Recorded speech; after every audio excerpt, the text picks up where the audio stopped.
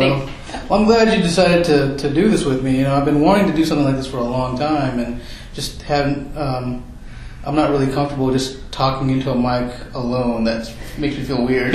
Oh man, yeah. I guess I've gotten past that. Yeah. Oh, so you do? Do you make notes for yourself? And yes, you do a lot. Well, for work or? Yeah, for work and writing projects, okay. and I think just for like general venting about stuff, I've gotten into the bizarre habit of just recording stuff on my phone. Yeah, that is cool. I write. I do. I keep a journal. I keep a journal, which I'm bad about. Like, I don't make daily entries or anything like that. I should, but something that just don't feel like I have much to get back in the habit of it. But anyway, so for this first session or whatever, we had discussed maybe like talking about the words we use in society to describe disability, and it's weird for me to say just disability because that is the word that we choose to that we promote in our society to describe a condition that people like you and I have, you know.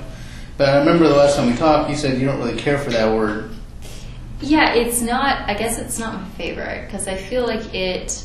Like if you actually look up the definition of disability, it's, you know, like impairment and inability, and for me, I've never really thought of it in that way, that whatever limitation my disability has physically has always just felt like something to problem solve through. And so I've never felt limited in this very kind of strict way. It's just I'm doing something maybe differently, or I have to think about it in a different way. But I don't, to me that doesn't feel like a disability. It just feels like I'm needing to adapt to the world differently. Mm-hmm. And I was thinking the other night too, after we had that conversation, is, you know, where do you draw the line? Because I know people who have like very severe anxiety disorders who their lives are limited severely by their anxiety disorder in the same sorts of manner as you would think about a life being limited by a physical disability. Mm-hmm. But they're not considered sort of traditionally disabled. They're not sort of given that tag as a disabled person. Mm-hmm. Mm-hmm. And so to me it's like, where do you draw the line for who's disabled and who's not? Because I think everybody has stuff that limits them or that they have to like press against. Or mm-hmm. I was just it's funny that we got on this topic because I was just reading a thing about you know, sort of the words that we use to describe stuff, and the language that we use really does shape the way that you think about the world and the way that you experience the world. So mm-hmm. It is this very like valid topic mm-hmm. to think about the choices of words that we're using to describe people mm-hmm. and to apply to people. But I think, at least this is my impression, that a lot of people who are in the advocacy world of people with disabilities and that they don't have disabilities themselves, they tend to advocate for this type of language that I want to say that makes them feel better, you know? Mm-hmm. And I think I don't know, right? Because my disability is so particular to me, right? So my opinion on like what's affecting me and what's not is very limited to just my own personal situation. Right. But I know for me growing up, it was the focus and the vocabulary was always leaned towards sort of the limited, the negative. Everything was very negative. Like, you can't do this, you're disabled in this way, you're limited in this way, you need, you know, like all the verbiage, all the tone was in this negative way. And so I grew up thinking very negatively about my disability and about my body and about the different ways that I was having to do things were not like, oh, this is really inventive, or oh, this is actually pretty neat, or you know, this is like a cool, really effective, like alternative way of doing something. Right? Like I was never thinking about it. It was embarrassing that I was having to do something differently. Mm-hmm. But I think as I've grown and become more of an adult in my own mind, when I think about myself, I don't think about myself as like, I don't use that kind of, I don't go through the day thinking about how disabled I am. I just go through my day, right? Sure. And so, I don't know, I think it does sometimes make a difference because, the words that we use tend to apply to sort of this subconscious way that we treat people. And if we're always using words with negative and limiting connotations, then we end up making these sort of unconscious assumptions and developing this unconscious bias towards inability and limitation, when really it's, and I'm not saying that that's not there, right? Like 100%, there are things that I can't do because of my disability, right? But then there are like, I feel like I'm a really good problem solver on the fly, because there's a lot of times where I'll go into a situation and like my hand's not going to be able to like grab something the way that it, that you need to, or I can't make a step that's really tall or something. So I have to, like, I'm constantly having to sort of like problem solve on the fly for the way that the world is set up around me. And that I feel has really turned into a valuable skill in my adult life that I'm really grateful that I've had the opportunity to constantly practice and hone. And that part has not felt like a negative. That's been, that's how I think about it, I guess, is like my disability is this big gray area of stuff that I feel like has actually developed my character in a way that I'm proud of and happy of and wouldn't want to trade. And then of course the limitations and the shittiness, and you have a bad day where every fucking joint is like on fire, or you fall and you wake and you fall like every now and then. The shitty thing about, when I think about some of the benefits of having a wheelchair versus just walking, is it's embarrassing. It's, every now and then, maybe like twice a year, I'll just like fucking eat shit in the middle of like the grocery store or something, right? And then that's just like the whole week of like like pain and then super embarrassment. But to me, it's not just one or the other. It's this gray area of negative and positive. And I feel like all of the verbiage that's traditionally used is all focused on the negative. And I think when you use that, especially around younger kids that are growing up with disability, or like veterans that are newly disabled, that can really be a mental fuck for people, is if the whole tone is always negative and always limited. The last time we spoke, you also, or when we had like a little chat or whatever, you mentioned that you like the word adaptive. Yes, I do. Like that, that came up, and it was, I forget exactly. You said something about a strongman competition or whatever, and that there was an analogous competition for people with disabilities. And I can't remember exactly what I said, but I felt like that label, making that distinction of here is the regular strongman competition, and over here is the strongman competition for people with disabilities. I think of I like to exercise and stuff like that, and I don't think of myself as, I'm aware that I have limitations or whatever, and I'm probably never going to be able to do the things that other people do in the gymnasium and all that stuff, and I don't really worry about that. Like you, as I've gotten older and more mature, I just do my own thing and not worry about it. But when it comes to things like this, like making that label, and I think you made the point that, well, there's male and female sports. I also feel like, hey, if women want to compete against men, that should be a thing. Like, that should not even be a thing. Like, that should just happen, Especially if women and men don't have that problem with it, why not? And so I think that if we're trying to really, as a society, get be more inclusive of different groups, then we need to do away with certain language and do away with certain labels like that. Athletes are just athletes, whether you have a limitation or not. Because I think, and I'm making a real big assumption in saying this, but because when we talk about Paralympians, people often elevate that, put that on a pedestal. Oh, look at them. They're super athletes because they have this limitation and they rise above that. rather than seeing athletes on an equal footing. You know what I mean? Mm-hmm. But and I understand though. I understand that you have disabled athletes or athletes with limitations, and you can't compare the two.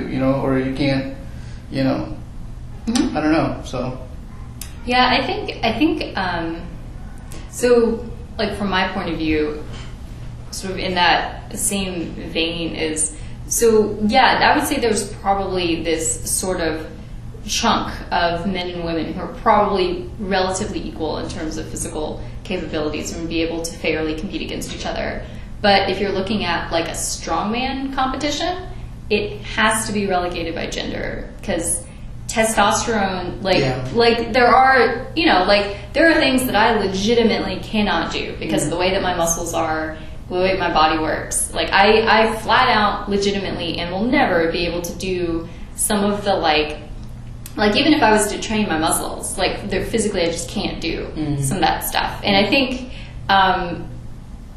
maybe more of the problem, I don't know, it's so complex because it's a problem of perception by like a general public, but without, or what I feel like is without a really straightforward way to fix that keeps things fair.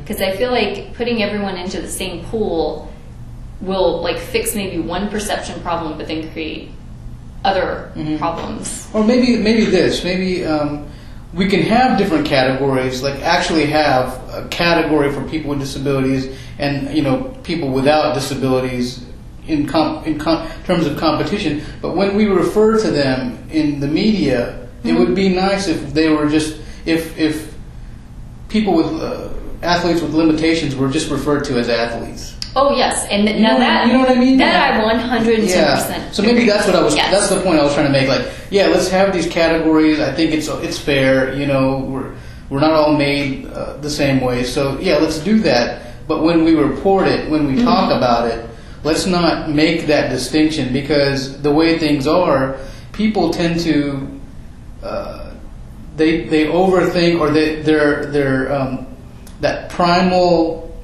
I say primal, but it's been generations and generations of conditioning in terms of how we view certain groups and things like that, and that hasn't gone away yet, and it's going to take a long time, probably long after you and I are gone, before that's going to ever be a non-issue.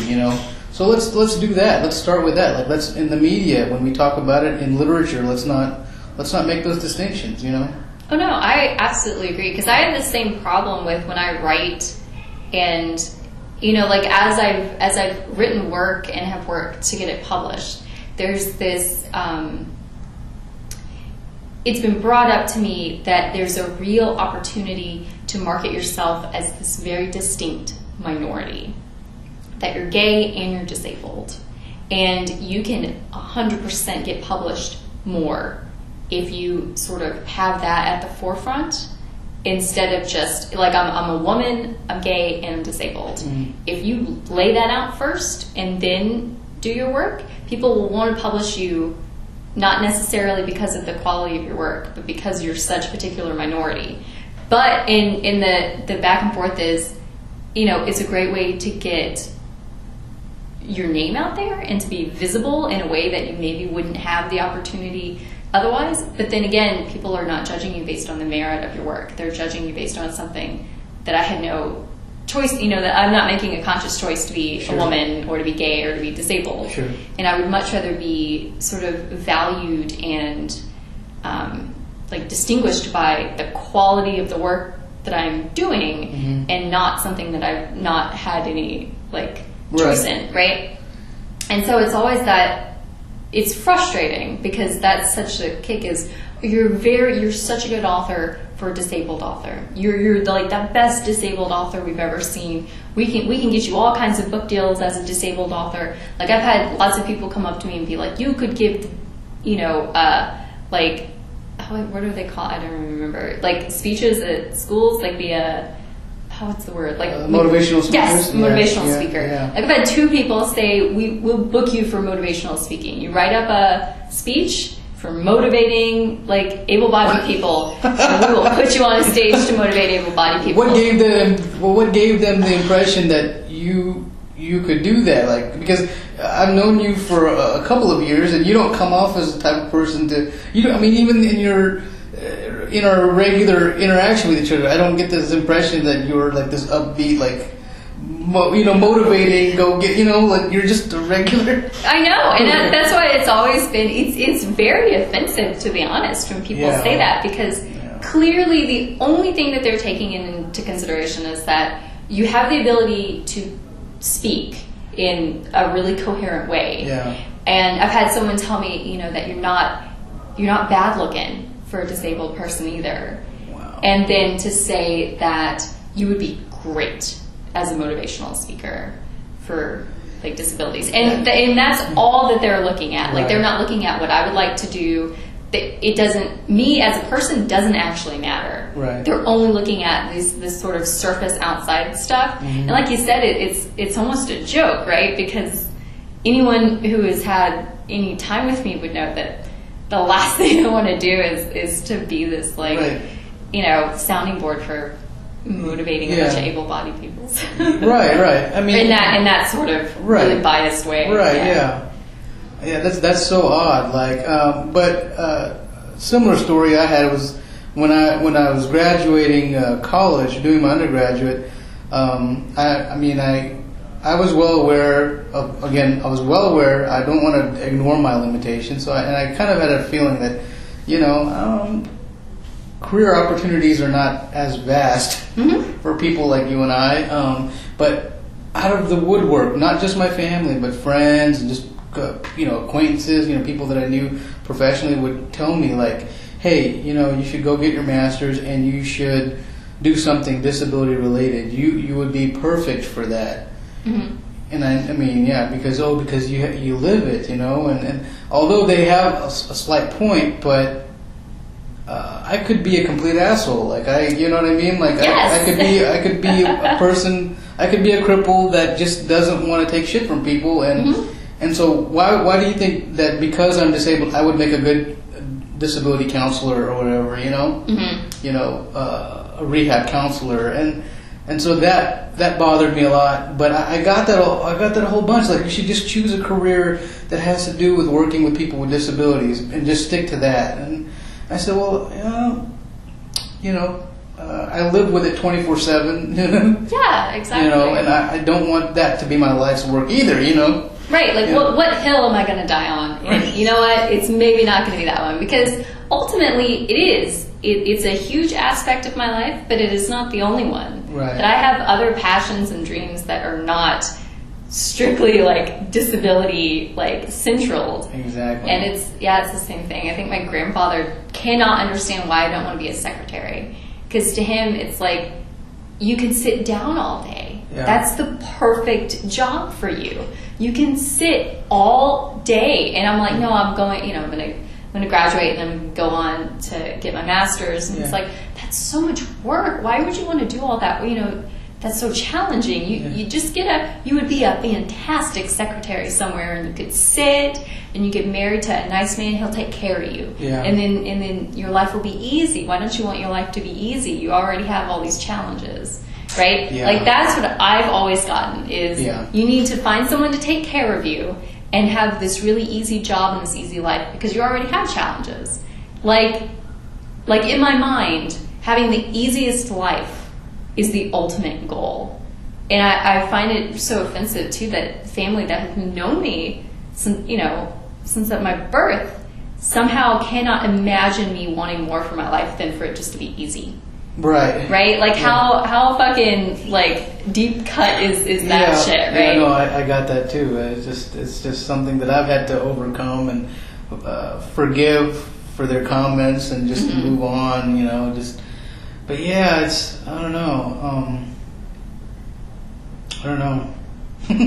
Yeah, it's rough. Although I keep seeing on my Facebook that Speechless show comes up all the fucking time. Yeah, now, I've not seen it. I haven't seen it either, but it really seems to be getting a lot of traction. Yeah. For, I don't know, I feel like we're I don't know, I guess I vacillate, because sometimes I get really optimistic that we're really maybe entering into an age where people, you know, like actors and models and people who have, like, are genuinely disabled, not actors portraying a disabled person, but an actual disabled person could possibly, maybe, like, perfect storm of situations, land a job that, you know, in acting or something that is not centrally focused on their disability. Like, I feel like maybe we're on the precipice of actually having that happen somewhere. Again, we're having to fight these,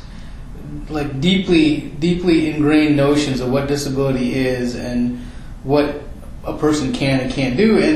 And I think somebody made, and I brought the same thing up to somebody else who was able-bodied, and they made the argument, well, maybe there aren't that many disabled actors around to try out for things like that. That's a fair point, but imagine, like, okay, I don't know, imagine 1950s and you're, you know, sitting there watching TV and you see for the first time a black actress or actor in a leading role, and that's never happened before. All of a sudden, and especially if you are a black child and you're watching that, all of a sudden the light bulb goes off and you see that, hey, that's someone that looks like me, that represents me. If they can do that, maybe I can too. That has not happened for people with disabilities yet. You know, like, it hasn't, you know, I mean, it's like sprinkled here and there, like speechless, but I think until that happens, we're not going to get actors. We're not going to get people who aspire to be actors or in the film business who want to try out for that stuff, you know? And so I've come to the conclusion that if I want to see content that has people, characters with disabilities and story arcs that are not about the disability but involve the disability, then I need to maybe make my own content. Hence, this is why we're doing this thing. I'm of the same impression with my writing, is that I got to the point where it's like, you know, there are lots of gay characters in writing. There are not a lot of, like, gay protagonists in writing. There are even less like lesbian protagonists represented in, you know, major books, right? Like, it's almost always either a side character, or even with, like, women, right? Women characters, by and large, even like YA has branched out, but it's like women characters still don't carry stories in novels the way that male characters have. You know, across the board by and large. And I feel like it's you know, even worse for disability. Disability is always this you know, it's a tragedy. It's something that is played up for all the tragic connotation that you can bleed out of a disability. And that's all that it's there for. And it's not ever told in any other way. And so, you know, to me, that's very frightening for people, you know, like, because it's in movies and it's in movies, but the movies that I've seen, it's almost like you can't, I think the public dismisses any kind of attempt to portray a character with a disability as just, you know, living their life normally. Like, I think audiences just don't accept it in their psyche. It's like, if it's not this, if the character isn't trying to overcome his disability, and if they're just living they're just living their normal life, then that just doesn't compute. You know, I feel like audiences, if they see somebody in a chair or whatever, or with cerebral palsy, they have to see that struggle in order for them to accept it. You know, and if they don't, then they don't accept it, and then the movie is not as successful, and we're not likely to see that again for a long time. And it's, to me, that's such a damaging message, is that disability is something that across the board has to be overcome. You have to fight against it. And for some disabilities, that's a terrible message. People can really hurt themselves in, like, genuine, long-lasting ways trying to, like, fix something that's just not infixable, right? Like, there are parts of my body that I can work out and strengthen, and that will help. And there are parts of my body that I really can't overwork, that, like, honest to God, you know, if you do this sort of exercise a lot, or if you do this sort of, like walking a lot, all you're going to do is hurt yourself more, right? Like it's not going to benefit you in any way. And to present disability as like, if you work really hard, you'll get over it, right? I feel like is harmful, is a really legitimately harmful message. It's to me, the message should always be, you can be different and sometimes that can be okay.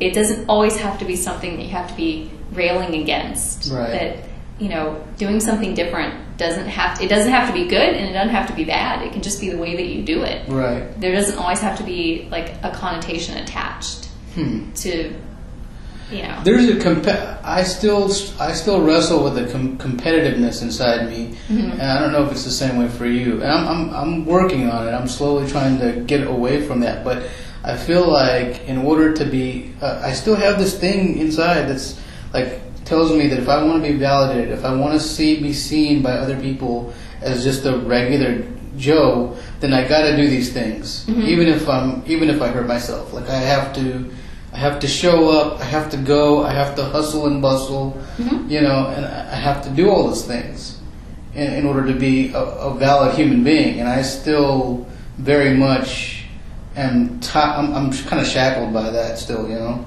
I wake up in the morning and I'm like, I just don't know how I'm gonna, you know, how people say, I don't know if I'm gonna adult today, you know. It's like, I don't know, you know. I have those days too, and somehow I just managed to do it. But man, it's just tiring, you know. It makes me tired, yeah. It's very exhausting. I know I did it so much when I was younger. Before I had my spinal surgery, I walked outwardly better, right? Like what was happening is my spine was getting super fucked up internally, but outwardly I was walking closer to a like normal gait. You were forcing yourself to do that? Sort of, right? Like I was strengthening parts that were helping me keep that gait, but it was at the expense of, like I was using some muscles, and like it wasn't something I was necessarily doing intentionally, but by trying to make sure that I was walking as normally as possible, other stuff was getting screwed up, right? And then I didn't want to I had like AFOs, like those big, tall, I didn't want to wear those because those were really obvious and they looked, you know, you couldn't hide them, and it was very embarrassing. And then, you know, I had this big like back brace that I was supposed to wear at night. I was like, fuck that, I'm not gonna wear that. You know, because I was like 16, I'm like, fuck this shit. I'm not gonna do that. Like, what the fuck? Yeah. And you know, and then it was like, I always felt like that was the goal for me when I was younger, was just be normal. Like get to normal. That was like at the top of the mountain. That was the peak, right? Yeah. And so it was easy to like go to the gym, and it was easy to be on my feet all day. You know, it hurt, and it was terrible, but it was getting me, I thought, in my, you know, 16-year-old idiot mind, I was like, this is getting me closer to this thing. And then they were like, oh, by the way, you've totally fucked your spine up. We have to like fuse the whole goddamn thing. And then after I went through that, it was like my gait was way off. Like I couldn't even walk for months. And then I had to walk with like one of those arm crutches, right, and was really slow and couldn't carry, you know, like it was bad. And it was like, I had such this like existential crisis of, well, what the fuck am I doing now that this sort of goal of being normal is now gone? Like it's so far out of reach that it's no longer something worth putting time into. And it was like, then I didn't know what the fuck to do. And I feel like that's kind of the case for some people, is it's like they tell you be as normal as possible, and for some people that's not reachable. Right. But then when you figure that out, you're left with this void of like, well, who am I if I have to just accept this and actually figure out other stuff that I'm passionate and interested in? Right. So I don't know. It was like, it felt ridiculous. It was like this, I had like reverted to like a preteen. Like I didn't know what to do. I didn't know what I wanted to do with my life. I didn't know who I was anymore. Well, in accepting who I, you know, finally, you know, getting closer to accepting who I was and what I could and couldn't do, there was like a loneliness that came with that, you know, and an isolation, because when I finally started to, you know, let go of that competitiveness, I also stopped. There was a lot of social stuff that I just stopped doing because that's my social activities were very much driven by that fire to be normal, you know, and just be a normal kid. And this is by the way, this is in my 20s, and I just said, I can't, like, fuck this. I can't do it anymore. I'm physically tired, like, things like that happen. But when I made that decision to, like, not worry about being normal. And then I just stopped going, putting myself out there because it was just tiring me out, and people start to die off. The people that you used to hang out with, they stop calling you. I mean, I don't think it's out of malice or anything. It's just like, it's just that thing is not there anymore, And so, it became, it's isolation, I'm sure I'm not the only one, Oh, yeah. I mean, I think that's something that happens to like tons of people, right? Even people who aren't disabled. Is you're doing stuff not that you really want to do, but because you think that this is the image you want to put out, but is really not. Well, no, not that. I mean, when I went out, it was stuff that I wanted to do, but I wouldn't speak up. Like I never would speak up about accessibility and things like that, And I would be on my feet, and we'd go places that had a lot of steps.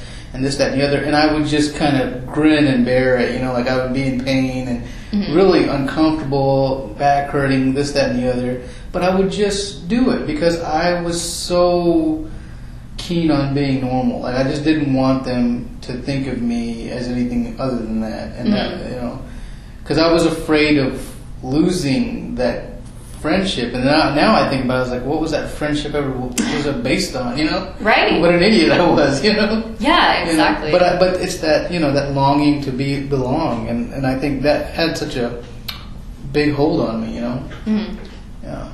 Oh yeah, me too, for sure. So I was always afraid that if I couldn't do something, then that would always, like, that would be the only thing people would think of. Right, like the friend group. If I ever said, "Hey, I can't do this," or like, "Hey, we're gonna go on like a 5-mile walk on the beach or something," and I would be like, "I can't do that. Like, I'm gonna stay home." Then I would think that, oh God, what do they?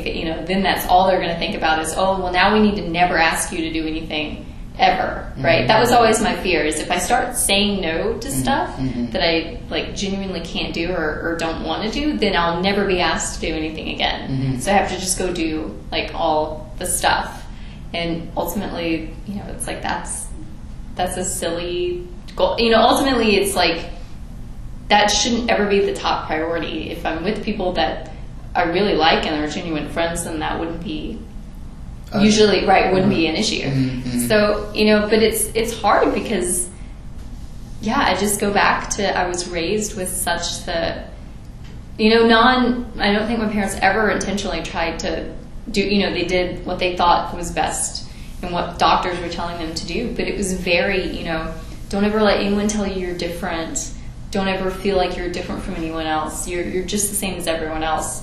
And that rhetoric was terrible because it was like, I'm really aware that I'm not, right? Like I'm aware that I'm different. I'm not, like I can see that I'm not doing things, right? And so it then made me feel really self-conscious that, I'm supposed to be doing all these things. Whereas I remember so specifically when I was younger, difference to me was like this big pool, right? We were all different. Like I was friends with a kid that was chubby. I was friends with a kid with like red hair. I was friends with kids with glasses, guys and girls, black and white. Like, and to me, that was all the way that I was walking and his hair color.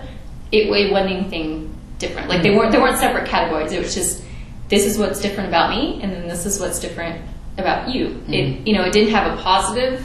Like your red hair isn't good. The way that I walk isn't good or bad. It's just we're different. We're different, and that's the way that we're different. Yeah. And I thought about it in that way for such a long time. And then I remember specifically in high school, like my freshman year of high school, I was walking down the hall, and for the first time in my life, I was struck with this like overwhelming embarrassment for how I was walking.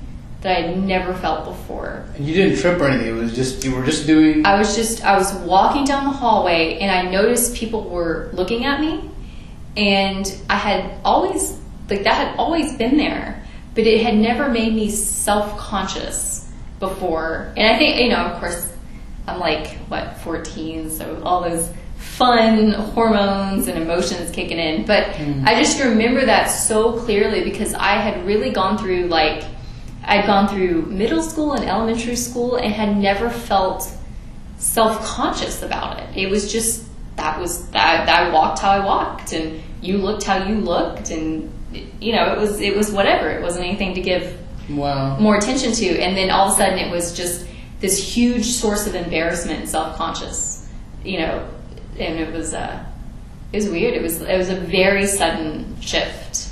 Wow. How I thought about it.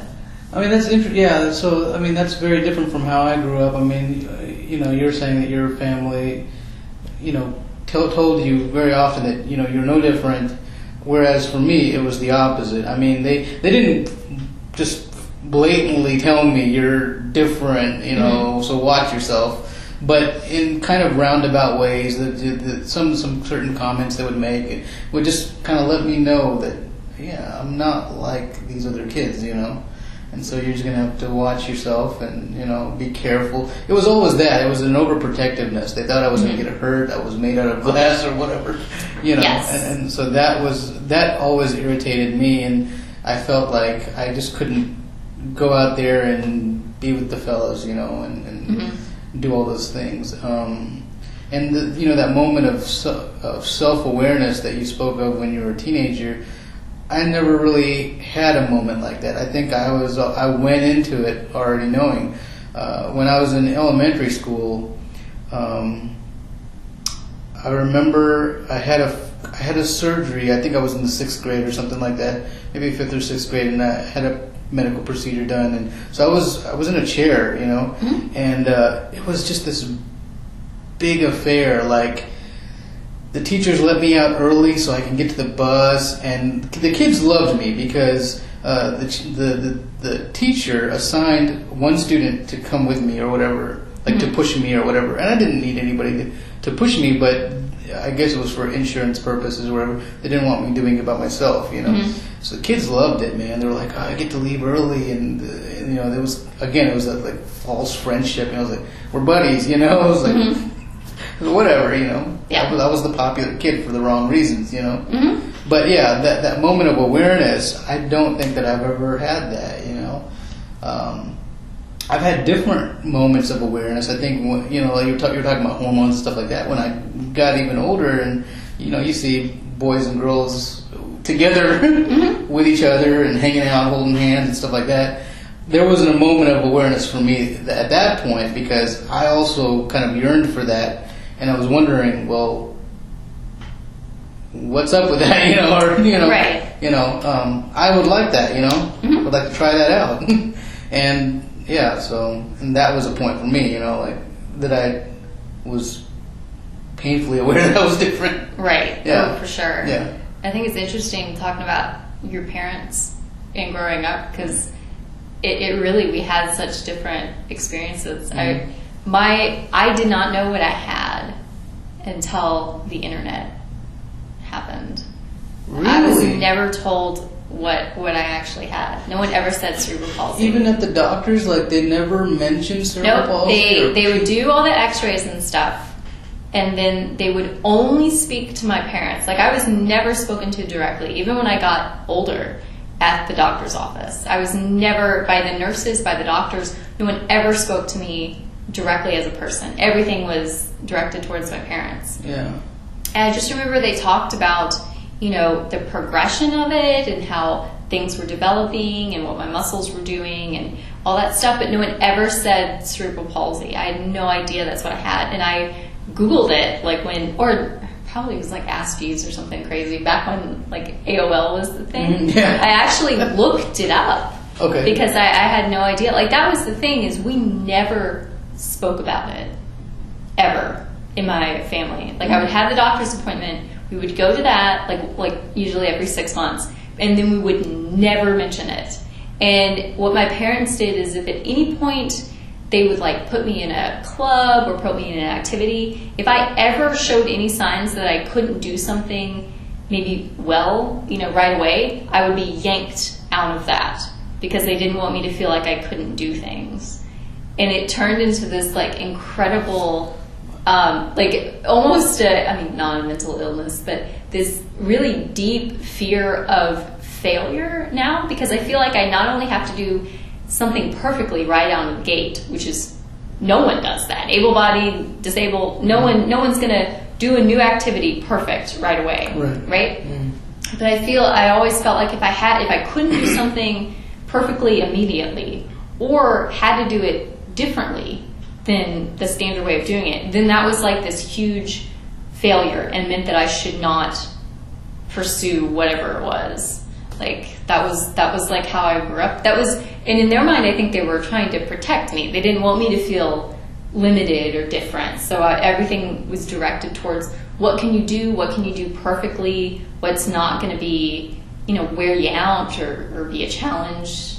We'll put you in that direction. Yeah. And boy, like that's what concerns me, because I see that happening in other people, right? Like I see parents and I see like shows and stuff where the goal is to try to like hide the child from their disability somehow, right? Like this very convoluted idea. But that's what the doctor was telling my the orthopedist who had no child psychology background at all was directing my parents on how to go about like raising me. Wow. And that was how it was done, like in the 90s. Like they didn't have, like now they actually have, I see on that Cerebral Palsy Foundation, they have child psychologists that actually are specialized in, like disabled children and how to go about, raising them and stuff. And, early in the 90s, that wasn't the thing. It's your orthopedist would tell you what to do, who had no idea what the fuck to do, and the parents would just think that's the way to do it, so we're going to do, because they didn't know anyone else that had disabled kids. They had no other reference. That's amazing. Similarly, when I was a kid, doctors never talked to me face to face. It was always to my parents. But I knew I had spina bifida. I had heard that word. They were using that word. I remember hearing it as a child. Mm-hmm. My parents, even when they were talking amongst themselves or whatever, I could hear that, so I knew, mm-hmm. and yeah, me too. Up until a certain age, it was much later, they wouldn't talk to me. It would be my parents, and my parents would insist. They would kind of almost perpetuate it, like mm-hmm. they would never redirect. And it's like, why don't you ask him? No, it was just, oh well, I'll answer because I know him. Yes, my mother will still. That. Yeah. Like literally we went to get pedicures last weekend and the guy was doing my pedicure, looked at my face, asked me a question, and then my mom in the pedicure chair next to me turned and answered him immediately. And I just kind of looked over at her like, what the fuck are you doing right now? You know better than that. Yeah, but and it's like, it's so ingrained. My mom's a nurse, she's a big caregiver. Oh wow! So God, we could do a whole podcast on the relationship I have with my mother. But it's that like she doesn't understand how that dominoes, right? Because once some stranger sees that happen, so like the guy at the pedicure place if I ever come in there with my mother again, he's now going to start asking. He'll stop directing questions towards me and start doing it towards my mom if she gives him these cues that's what it works. Wow. Right? And so that she doesn't understand why I get really upset when she does shit like that. And I'm like, you don't understand, because next time I go in there, that guy's going to be weird as fuck to me, because he's now going to not know what the situation, like now he genuinely doesn't know, right? Because first I've spoken to him, we've had the little pleasantries that you had, and so there was no sign that he would need to do anything differently than another customer, right? In terms of talking and conversing. But now that's an odd that's an odd thing that most people don't do. And so now he's going to be, it's going to add this layer of confusion. Right. Or at least that's, from my perspective, that's what I feel like. I feel like I have to, you have to stay within these like lines of what's expected, or people will get super confused about how to approach you because they're already not sure. And if you, God forbid, if you do anything that's not very like, I don't even know what to call it. It's not really customs, but like the pleasantries and the flow of the conversation. If you deviate from that, people will.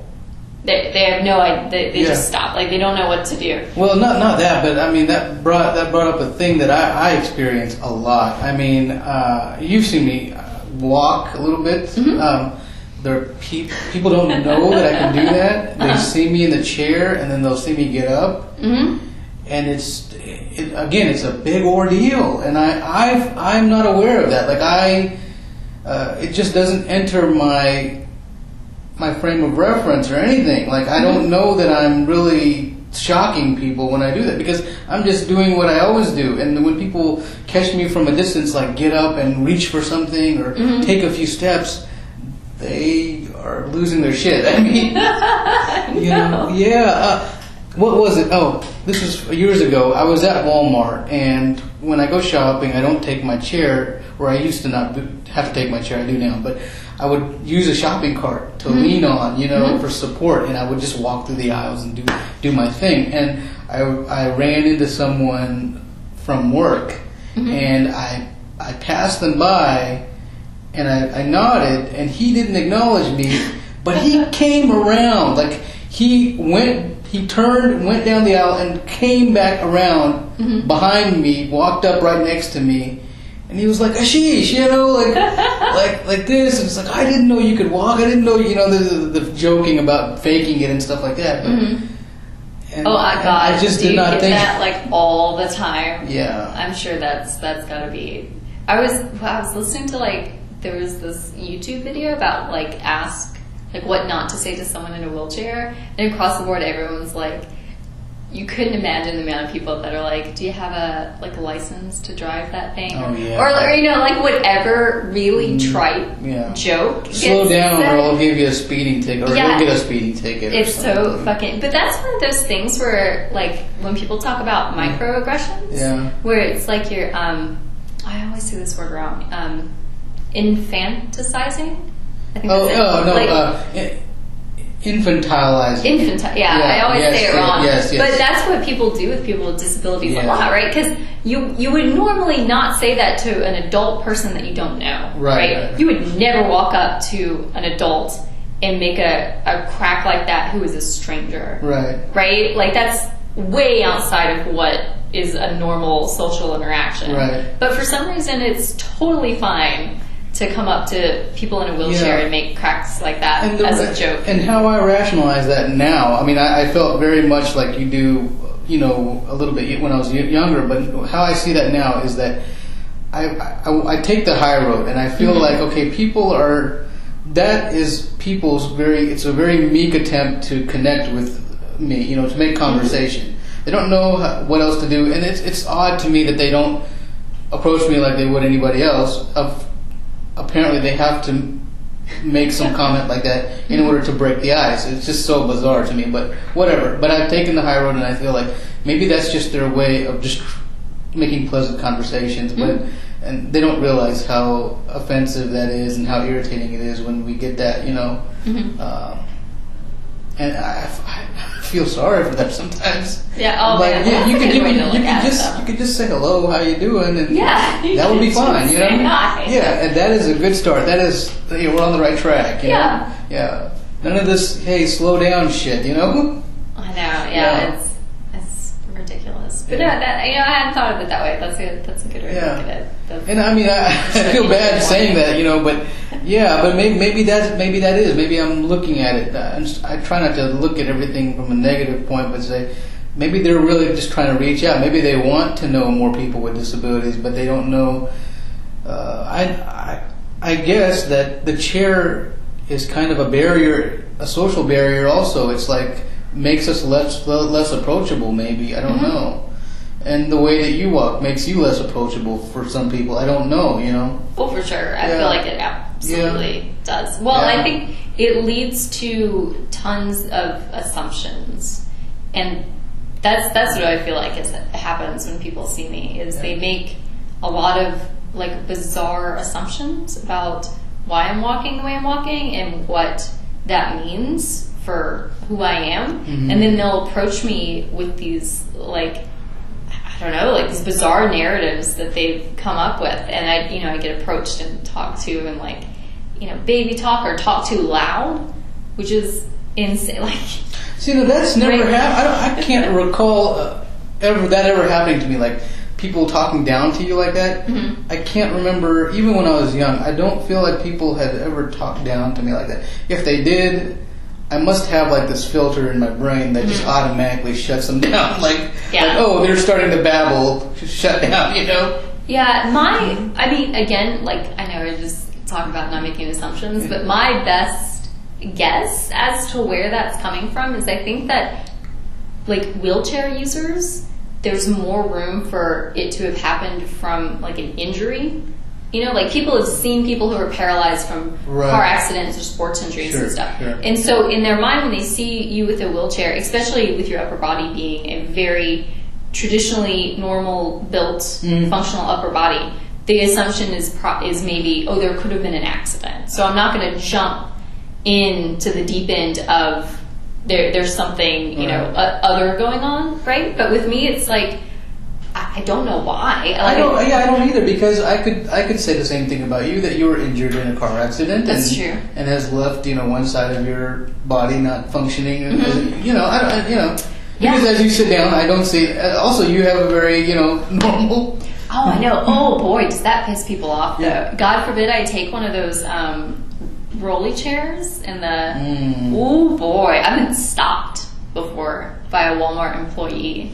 Really? Yes. For like every now and then, if I'm having a really bad hip day or knee day, I'll actually use one of the those little carts, rolly carts, the electric scooters. Yeah, okay. At the grocery store. Uh-huh. I'll use one of those, and I've had an employee stop me and tell me that those are only for people, like elderly people or people with disabilities, and I said, I know, thank you, and like went to go on, and she's like, ma'am, you can't use that, and I'm like, well, I can't, I'm disabled. And she looked at me like, ma'am, you can't use that unless you're disabled. And I'm like, well, I don't know, what else do you want me to say? Do you want me to stand up and show you? And then she was like, ma'am, you don't need to cop an attitude with me. And it's like, whoa. I literally have no idea what you want me to do right now. You don't want me to stand up to show, because clearly you're asking for a stronger visual representation of my disability, which is already kind of, like, I can understand where she's coming from in some way, but also, like,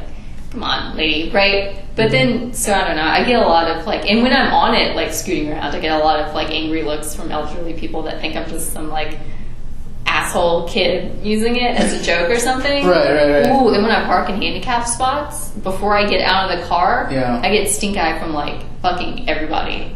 Really? Yeah, it's crazy. People either are pissed at me because I'm parking in handicapped spots or using carts while seated, and so don't appear outwardly strongly disabled, or they look at me in this really, like, pity way because they are seeing that I'm disabled.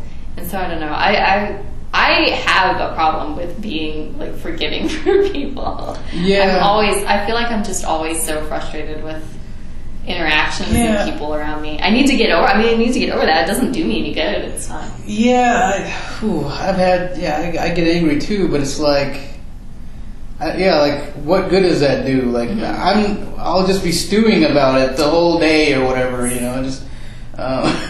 That's what I do that, and then I get mad that I'm doing that. Like, it's this terrible, like, catch-22 of I'm either mad at the person or I'm mad, and then I'm mad that I'm mad at the person for so long, and I'm like, just move past. I have to, like, watch. I think I told you the other day. I have to just, like, take, like, breaks to watch, like, kittens and puppies on YouTube to, like, calm myself down. Yeah. But I hate that I'm like that. That's one of my major goals of, like, my adult life is to not get so hung up on sort of the unfair interactions that happen, because, if that was something I chose to fight against, I would not be able to do anything else with my life, right? Mm-hmm. If I tried to, like let people know when they're doing something that's really, you know, biased or stereotyped or offensive. Right.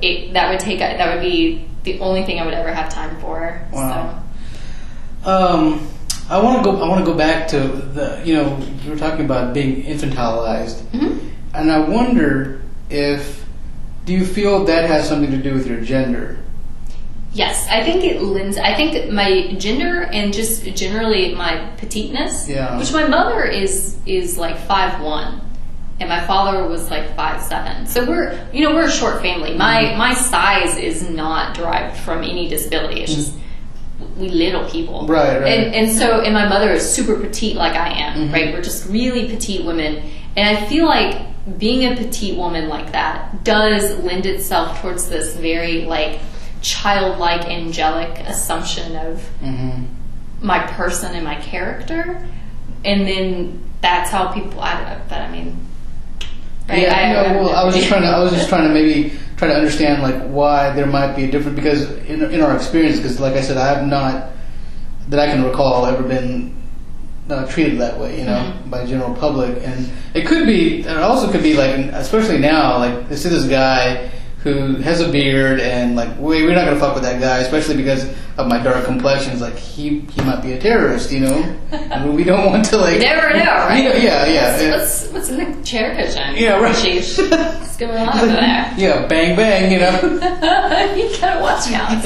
No, that makes sense. Yeah. So I think that also people approach me more because I don't seem threatening in any sort of way. Like I seem like this, I don't know. I mean that's one of my guesses is maybe I just seem super approachable in that sort of way, right? And then I have like really disturbing people come up and approach me. Really? Yeah, like one of the things that I have to be really cognizant about is that, so the assumption that the way I'm walking also denotes some sort of mental disability. So like that's a common assumption people make. And what that has kind of resulted in this happens maybe once or twice a year. If I'm like actually walking by myself somewhere, like in a parking lot or something, when I used to be less careful about it, men would come, like older, usually 40, 50-year-old men would come up to me and try to get me to go with them in a car because they thought I was mentally disabled. Like they thought they had caught a mentally disabled person walking out on their own, this small, like mentally challenged female, and they were going to try to get me in a car or to go back. And so I've had people come up to me and say, "Hey, sweetie, do you want a boyfriend? Do you want to come in my car and make you feel good?" Holy shit! And so I have gotten. It's gone down because I've been hyper aware of not putting myself in those situations. Yeah. But that, like the first time that happened, I was 16. It was when I worked at Best Buy, and we were supposed to park, way up there. Yeah. And it was one of the older staff members that worked in like the loading dock followed me up to my car and asked if I wanted him to be my boyfriend, and tried to get me to go over to where his car was. I was like, fucking no. And then someone's done it in my apartment building. I've had it happen twice on campus.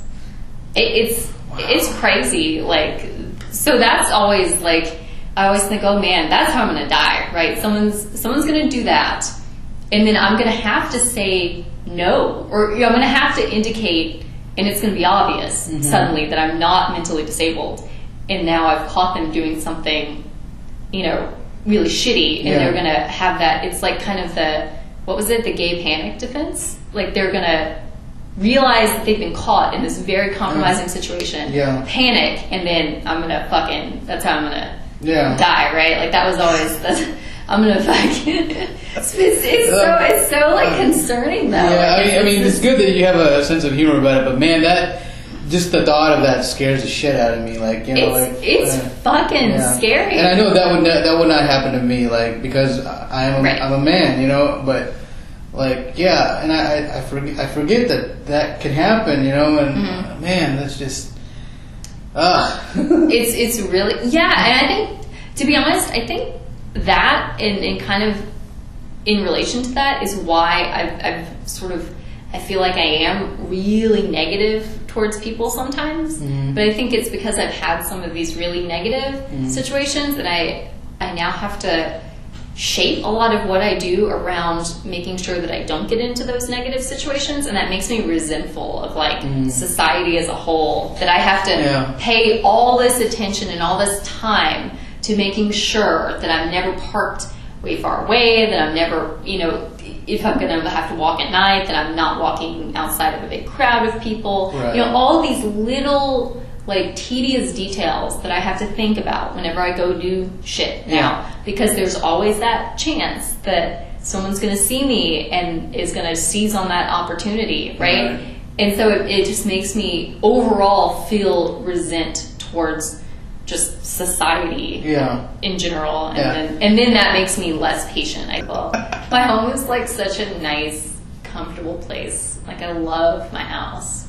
Really? Yeah, I love my house. Is like, it's a really small. It's an apartment, and it's a really small apartment. And I was able to like set it up myself, so everything's like within reach. I've got little grabby tools in places I need grabby tools. I've got command hooks in places I need command hooks. So it's so like I can move around in my house with like zero impediment. Like I can grab all the stuff I want to grab.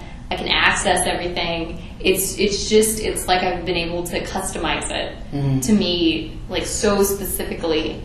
And then I go, you know, I live in there and I'll stay there like all weekend, and it's like, I don't know, it just feels like I can almost do like ballet, it feels like sometimes in my house, right? Really? I can flow through it so easily. And then I leave the fucking house and do anything out in the world, and it's just like, God damn it, I can't reach anything, I can't grip this shit, this is too fucking heavy. Why is that in a 50-pound tub? That doesn't make any goddamn sense. Like, I can't lift this. Yeah. You know, like, that's what it feels like. It's like my house is this nice little cozy, like, hobbit hole that I've built, and the whole world is this terrible place that I can't fucking interact with the way that I want to interact with it. And it just makes me irritated. That is funny. I kind of feel the same way, although I don't like to be at home as much as I am. I get stir crazy. But I totally feel it. Like my castle is just, I can just be there. You know, I don't have to worry. I can take my braces and my shoes and stuff off and not worry about things being on the floor if we're with somebody else. You know, just. I can relax. I can't do that if I'm socializing with somebody else, or you know what I mean. So I love that aspect of it, but it's so funny, yeah. I think that's what it is. Is I in my mind, in my house, I'm absolutely not disabled. I'm not a disabled person. Right. My house is like a that's a great way to put it. Yeah. In my house, I'm just me. I'm not disabled. And that's what I feel like in my mind, I guess. That's what it feels like. It feels like in my house, I'm not disabled at all. It's the way the world is set up and the way society sees me is what's making me disabled. That's, I mean, I guess, and again, it's easy maybe to think about that because of the specific disability I have is less of a, it's not as severe as some, right. And so I realize that is allowing me to think about it in a different way than maybe some people do. But that's kind of the definitions that I have in my head. It feels like it's the way the world is set up, and it's the way people look at me and interact with me that make me feel disabled. When I'm away from that and can be in a place that I can control and set up for myself to work for me, then I'm not disabled anymore. Do you find that keeps you from going out and being in the real world? That comfort, you know, that I would say it's absolutely like a double-edged sword, right? Because it's really relaxing and comforting, and I think it allows me to like, I don't know, like I feel like I can work out a little better in my house because I'm not worried about how I look, and I can stretch and do some of the exercises that I need to do in my house and not be like overly, you know, like I don't feel like I'm overly concerned, but you know, some of the stuff in the gym doesn't work for me very well and I can't use it very well. Whereas in my house I have all my like little really stretchy bands. You have some equipment? Yeah. And so I think some of the way it's good to have that break. Yeah. To be able to think about things without having that be like so pressing on my mind, Yeah. right? Limitations and views of other people, like to be able to like write especially without having that be so constricting, because that's what it feels like, I guess, is out in the world it feels very constricting. Like I suddenly get thrown into this role that I don't feel like I fit in, and that I don't want to like play. And when I go out in the world, I feel like I suddenly get segregated there. Whereas in my house, then I can just do whatever, Right. do whatever. So, but then yes, it absolutely does make me want to. Yeah. It makes me, it makes it more difficult, I think, than Wow, to go back out. it's interesting, but it kind of that makes me sad, because if we think about it, and it goes for me too. If you and I feel our freest when we're at home, if you take a whole week, 7 days, that's very little time that we're actually feeling ourselves, and the rest of the time we're anxious. We're struggling. We're doing this and that, and we're not being ourselves. And I mean, that makes me sad. Yeah, and I mean, to be honest, I think that's true. That's true for me, at least. Yeah. When and I mean, I don't know, it's something to work, it's something I would like to work on, is feeling more comfortable, but for sure, it's, I don't know, it's difficult to not be aware of what people are doing and what they're looking at. And I think some of it too is that my balance is so bad. I've gotten to where I'm always hyper aware of where people are around me, and where like cracks are and steps are and stuff, because it's like very important not to fall down. And when that's been like a top priority in your life for 29 years, don't fall down. You become hyper fucking aware of what's around you, right? And you're aware of someone coming towards you, because you don't need to get clipped on the shoulder, you don't need to get bumped, you don't need to run into anything. So I think that makes me maybe more aware of people around me, which then makes me, adds to kind of anxiety and nervousness. I need like one of those little dog collars that says nervous when I go out. No, see, we were just talking about to give me like a little vest. No, we were talking about labeling, and I think that's just the wrong direction. It's true. Yeah. Wow. No, that's a good point. Yeah. But I don't know. But you don't. Yeah. You don't feel that way though, right? Or not so much. What's that? That you can't be yourself out in the world. I can't. I feel that I can't. You feel the same way? Yeah, I absolutely do. I mean, because like I said, I'm still struggling with that need to appear normal, and I can't. I have this. My inner voice tells me, don't let people know that you're tired and that you're feeling weak or whatever.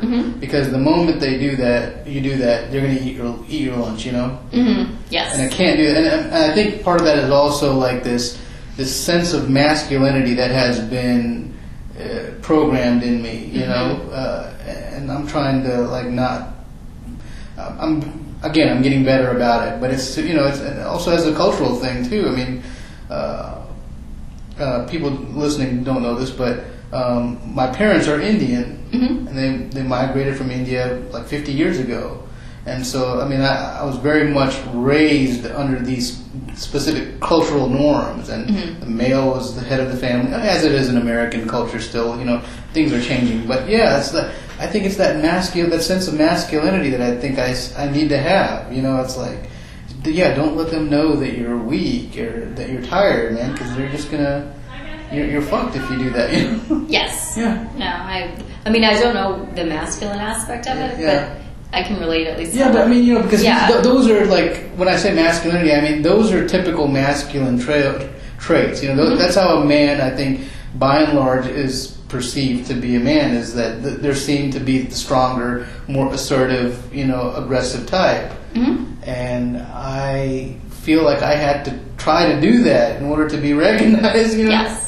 And like I said, it just gets tiring, man. It is. It's exhausting. It is. It's exhausting. So, yeah.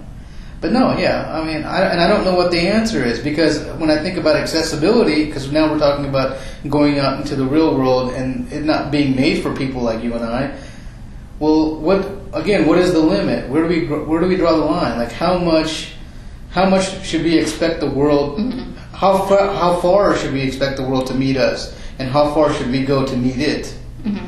You know, where's that happy place? I don't know that. You know, like because I still struggle also with vocalizing the things that I need, like in terms of accommodations and things like that. I'm not vocal about that. I just sort of shrug it off when I know inside I shouldn't do it. You know, I need to speak up about that because if not for my sake, for generations of younger people with disabilities. Because you know, if the older generations don't say anything, if we just silently take it on the back, what message is that sending younger kids with disabilities? You know, and I think more and more about that as I get older. No, I agree. I mean, in stuff like that, it worries me too about not doing anything about it now is not helping anyone, right? Like you said, you know, it does feel like if you want there to be a change in the realm of like disability narratives and broadening the disability narratives, it really does feel like you have to be the one to just fucking do it, because otherwise it doesn't seem like anyone's. I mean, agencies are working towards it, but there really is this. See, they are, but I'm wondering what the real agenda is. On the surface, yeah, it's all about inclusion and equality and all this shit. But I mean, is it really, or are they just filling a quota? You know? Yeah, and I've been told that before. Yeah. That you know, you're great, and we're really excited to hire you. You know, and yeah, you know, I mean, we should definitely talk about that. I think that's a topic for another night. But yeah, employment, that's something that I'm personally dealing with right now, currently in my life is employment issues. So we'll definitely talk about that. But no, like you know, in terms of accessibility, like where does the responsibility of society end, and where does our sense of personal responsibility begin, you know? Right. Because I'm not one of those people that I've never felt like I was entitled to a certain life, you know, given my disability and all that stuff. I've always felt like what I'm going to get in life is what I make of it, you know, like what I work for, you know? You know, and there's a little bit of misguidance there because that's not always true. It doesn't always translate that beautifully, you know, like if I work hard, then I'll, you know what I mean? Yeah, it's definitely not a meritocracy. It's like in theory, it's a meritocracy. In practice, it's a whole fucked up like clusterfuck going on. But yeah, I mean, it's hard. I don't know. It's always hard for me. I think as you're saying too, to kind of admit when you need help. But even in that, it's difficult to me to really know because I feel like I'm not always giving myself the opportunity to like trial and error my way through some stuff every now and then. Like a real brief example was I went on a road trip to a conference with some people from school, and we took one of those school vans. And the fucking, like, I'm already short as fuck, and the step came up to, like, my fucking, like, hip. And it was like, well, there's no fucking way my foot's gonna go, like, as high as my hip is. Yeah. That's just not gonna happen.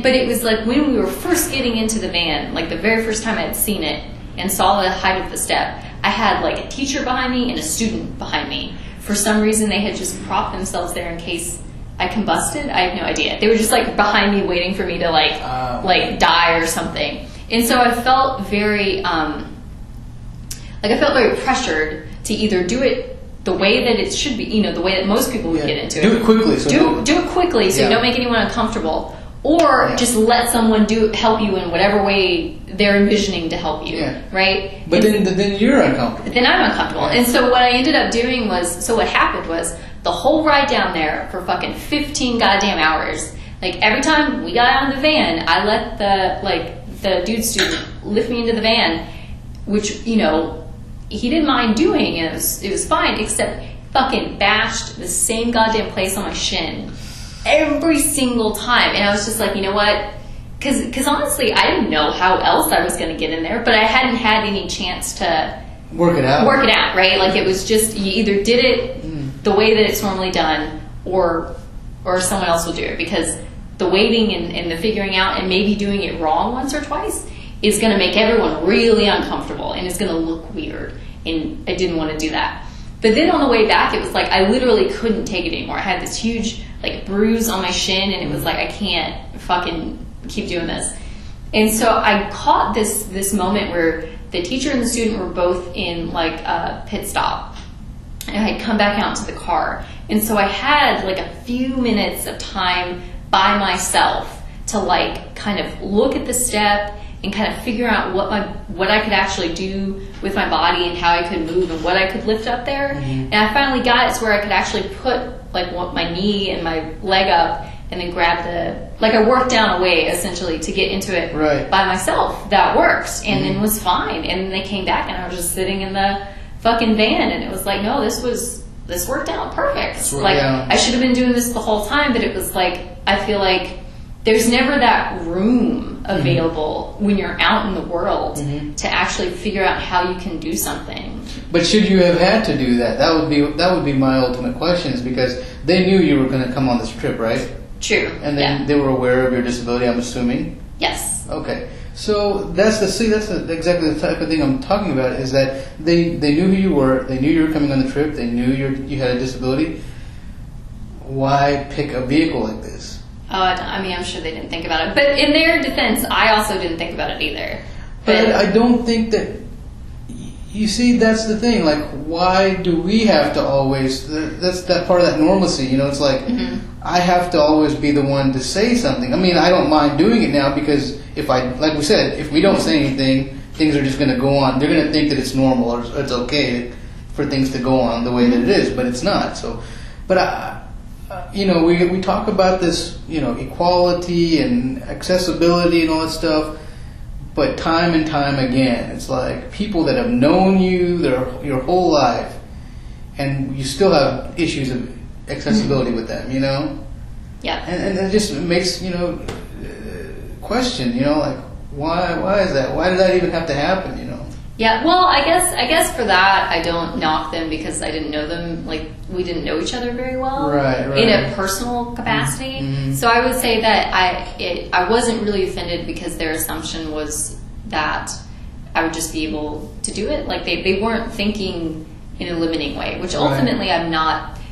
too offended by when it's with someone that doesn't know me enough to actually know kind of the limits, right? So I felt like that was okay, but it was frustrating that there was never, but it was assumed 100% that someone would have to lift me into the van, right? Like, that's why as soon as we stepped up, both of them came up behind me in the expectation of like lifting me in there. And it was like, well, it would have been nice to have just had like a beat to just figure it out. And then I realized that I maybe don't know a lot of what I could and couldn't do, because for the sake of not wanting to make people uncomfortable or not be like awkward in front of people, I would let people do a lot of stuff for me that I try it for yourself. Then actually try it for myself. Or I try stuff for myself, but in my mind, the only way I'm trying to do it is the way that I've seen everyone else do it.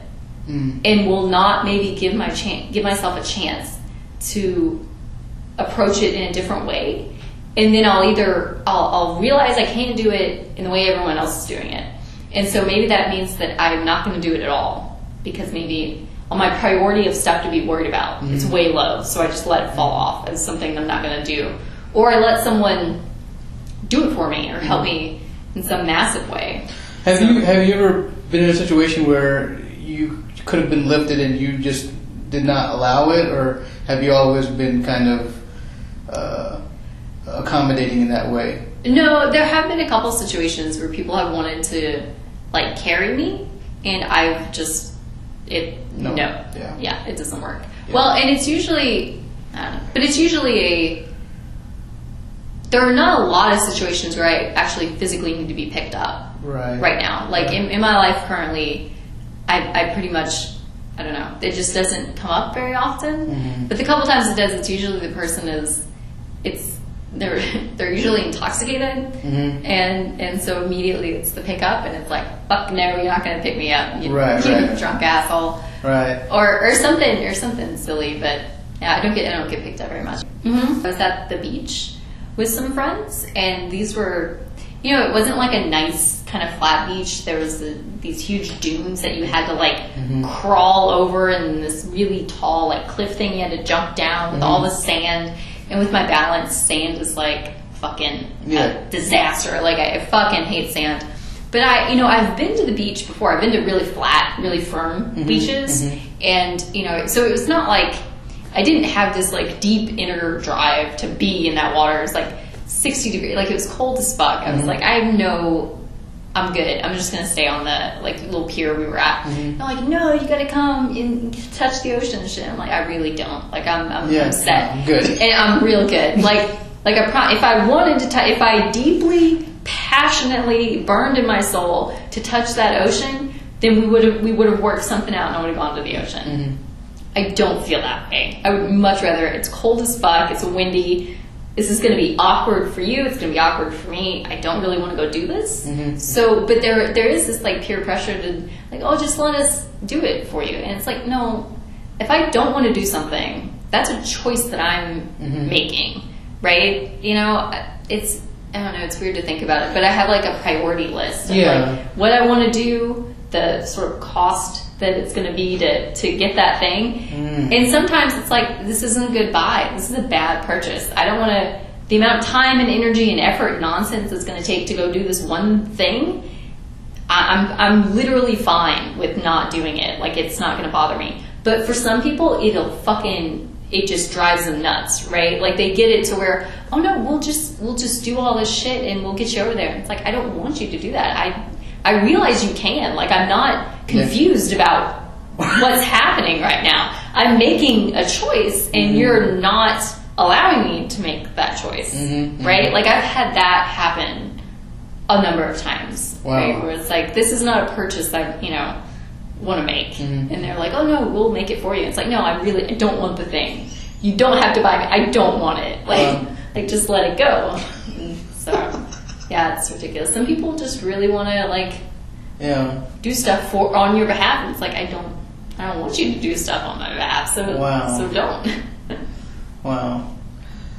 Well, I feel like we've been at it for a while. I know. I know you've got. I mean, I feel like we could just talk for hours. I think and so. hours. Yes. Yeah. We could keep doing. That would be share stories, but for the sake of like having more sessions and more episodes and things like that, we'll call it quits. But one thing I would like to do in today and like for future recordings is that, well, before we sign off, I don't want to leave people that are listening with this.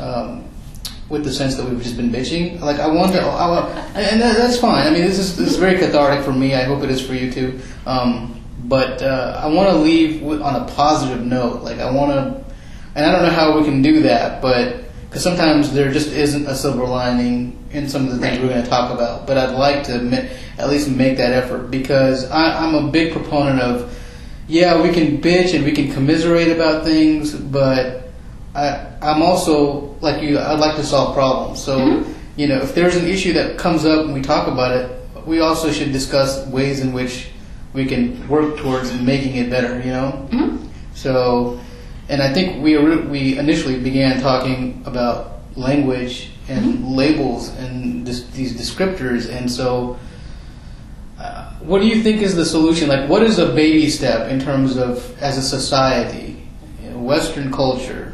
That's all I can speak about, because I feel like other cultures, they've got a leg up in terms of how they treat people with disabilities. I don't know about you, but I spent some time on Facebook, and like I get that like in Europe, the way that they view disability and the way that they treat the disabled community is like light years away from what is going on here.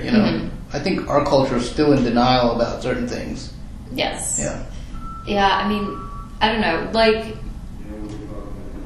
The reason why I like the word like adaptive as if you're going to put a title on something, I like that word specifically because that's how I feel that I genuinely interact with the world. Is I'm not being necessarily limited by stuff.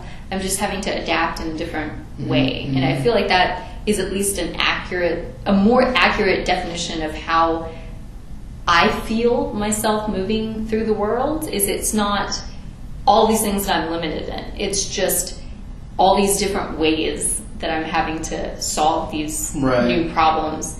But I think, I don't know, I mean, language is hard. I feel like we don't have good words for some of this stuff, right? Like, it's always disabled and it's always limited, and there is a negative connotation, like, attached to all those words. But I think what we're doing, maybe just talking from our point of view, my hope is that the people that sort of do these things and these interactions that I have, I do genuinely believe that no one is coming from it, or at least most people are not coming from a place of, like, malice or hurtfulness. I think that there's a really genuine, like, blanket of ignorance that exists for what, disabled lives look like, outside of, like, the stereotype that exists in the media. And so I really think that if we can talk more about our experiences from our point of view, that is maybe a way to say, look at the things that we've gone through. You've probably had something happen in your own life that is at least similar in a way that you can be empathetic towards this. And you can see what's happening from our side when you're doing these things. And maybe that's the picture that you need to see to realize, I know I've done that to a disabled person. I didn't realize that was how that was being taken. I can see that that's maybe not, I'm not putting out the message that I'm intending. So I'll stop doing that. So I don't know, I really don't think we have good language, I guess, is the answer. I can't off the top of my head think of, like, good alternative words and like you said, it's, we don't really want to tack on a lot of additional labels to begin with. But I think to get beyond labels, we have to expand the narrative that exists, which I think is really a limited one. I think the fact that you've pointed out that we don't have sufficient language to describe our life experience is a good start in and of itself. And I think that would be the takeaway from our whole conversation, is that that is a problem, and we simply don't have good words, and let's kind of retool and rethink some things. So, well, it's been great talking with you. This was fantastic. It's like I feel like a weight has been lifted off me temporarily. I know it is. It is actually. I know it's so silly, but I have not had the chance to speak to someone who's disabled. A shared experience in a way. It's really wonderful because I've been able to talk to friends, right, who can, in this broad way, empathize, right? But it's really fascinating to me to see the differences in our lives, as well as that sort of solidarity of shared experiences. To be able to have that it's really fantastic, and it does, honestly, like, you're right. I do feel like there's a lot of maybe, like, underlying just negativity that exists, and that's true because I haven't been able to really express a lot of stuff with someone that I feel is really capable of understanding it in that sort of very specific, I've had that happen type of way. And so it's really nice. I really appreciate it. No, I do too, and hopefully we can do many, many more sessions. So, all right, well, thanks. If you're listening in, thanks. We'll be back again later for a new one. Yep. Bye. Bye.